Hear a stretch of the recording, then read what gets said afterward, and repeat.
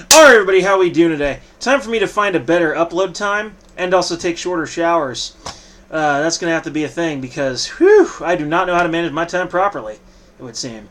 Still, as we go on, today we'll be doing 4 videos, and this article is from Reuters, and it says, French strike against Macron's reforms enters day 2. Here we go again. How many months did I cover that yellow vest shit when it was originally a thing?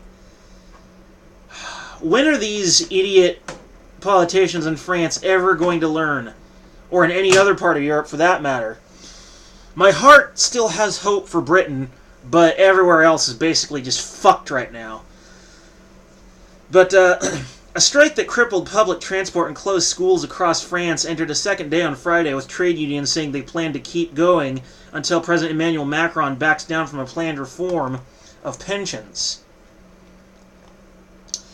The strike pits Macron, a 41-year-old former investment banker who came to power in 2017, on a promise to open up France's highly regulated economy against powerful trade unions who say is set on dismantling worker protections. The outcome depends on who blinks first.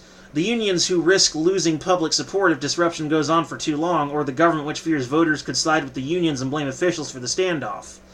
Macron's government, along with many ordinary French citizens, have made plans to cope with the strike action, though the weekend may take a different view on Monday if the disruption extends into a second week.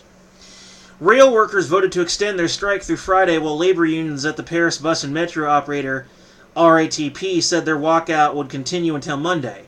Other trade unionists were due to decide early on Friday how long they would keep up the strike. We're going to protest for a week at least, and at the end of that week, it's the government that's going to back down, said 50-year-old Paris transport employee Patrick Dos Santos. The industrial action already on Thursday brought tens of thousands of protesters into the streets in Paris and forced the closure of parts of the Louvre Museum home to Leonardo da Vinci's Mona Lisa. So apparently they've just basically had enough of this windbag and have decided to just lock down the entire country. They're even closing down major cultural and historical centers like the Louvre Museum. This is almost as bad as the riots over in Hong Kong. They're literally shutting the whole place down. You would think that as a politician, Macron would finally wake up and get the message, okay, these people are upset. I must have done something wrong. No. He doesn't take responsibility at all. He blames it all on them. They're unreasonable. They're rebellious. They don't like my reforms, which are obvious genius and not at all the center of the problem. People don't just riot for no reason, you dumbass. They don't just start rioting for no reason. There's usually something that causes it. But if you're like Macron, then you're probably too blind to really put 2 and 2 together and realize, holy shit, I'm absolutely fucking terrible.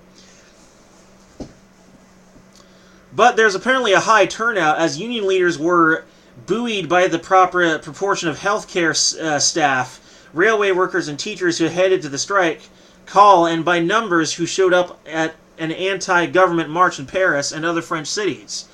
Police said 65,000 marched in Paris, while 186,000 took part in protests nationwide.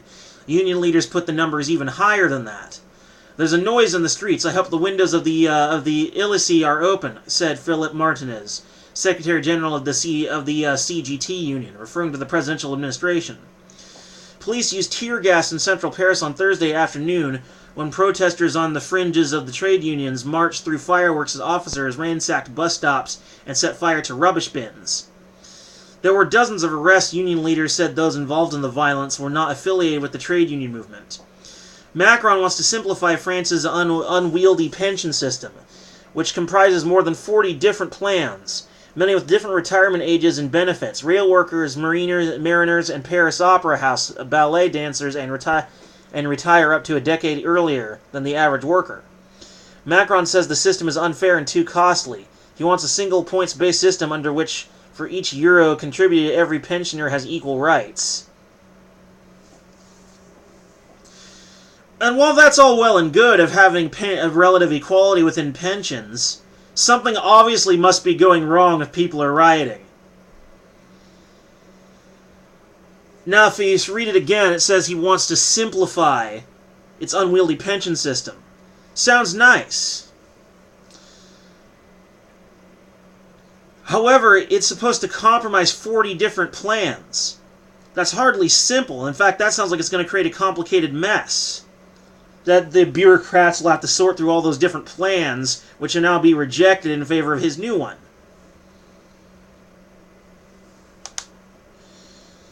I believe his intentions on this were absolutely pure. I have no doubt of that when analyzing this. As much as I criticize Macron and anyone from the European Onion, but I call a spade a spade. When someone I fundamentally disagree with does something that is good or has a good intention, I'm going to call it that. I'm firm but fair. Do I like the European Union? No, I do not. I think they want to become a pan-continental superstate that may be a smaller experiment for a future of a pan-global superstate. But when they do something right, I'm going to call them on that. However, in a lot of ways, they're like a pan-continental Weimar Republic. When they're not needed to do something, they succeed at doing things. When they are needed to do something, they're amazingly useless and get almost nothing done. Say hello to the Middle East. But going forward, the government has given no indication it will make any climb down over the central elements of the reform. But mindful of the anger the subject has generated, Macron's officials have left themselves scope to make some concessions over the way that changes will be phased in. So he's being more careful with his policies in the past than he used to be. That's good. That's a sign that he's actually learned. So maybe I was wrong. Maybe I was a little unfair to Macron. That doesn't change the fact that in the past he has attempted some absolutely crazy policies that literally caused entire cities to be shut down in pure outrage. He's learned, but it's obvious that the lesson has been very painful, and he's not the one who suffered said pain. It's everyone else who suffered. Meanwhile, he gets to sit in his fancy palace, drinking Chardonnay and reminiscing on the good times.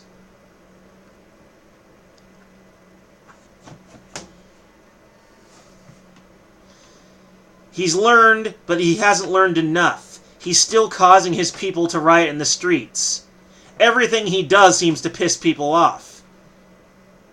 How can anyone be that loathsome?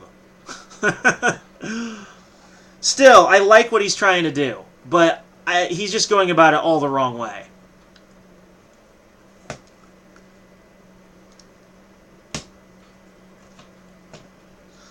If you want to find a solution for people's pensions, not to sound like a broken record, but I think a free market solution would probably be best. And let some private insurance company handle it.